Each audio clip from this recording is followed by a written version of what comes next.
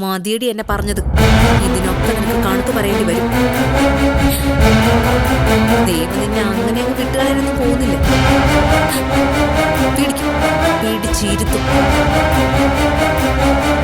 ചിലപ്പോ നിത്യ കിടത്തിയതുപോലെ കിടത്തുകയും ചെയ്യും.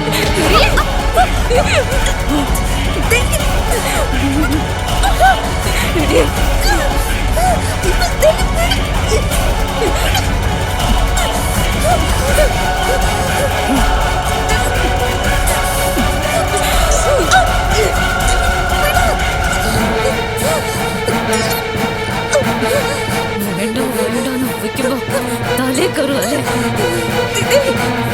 ഇതെന്റെ വീട്. അങ്ങനെ നിനക്ക് വരാം.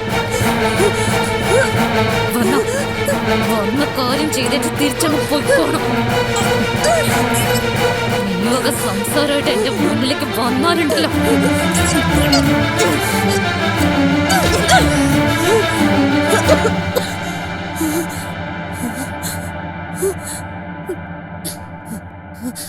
അപ്പൊ നീ വയലന്റ് ആയി തുടങ്ങിയല്ലേ? ഇനിയും വയലന്റാവും. നീ ഒന്നും മര്യാദക്കല്ലെങ്കിൽ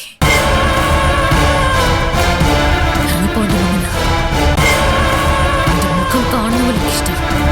എന്റെ ഭർത്താവിന്റെ മുഖം കാണുന്നത് എനിക്ക് ഇഷ്ടമാണല്ലോ.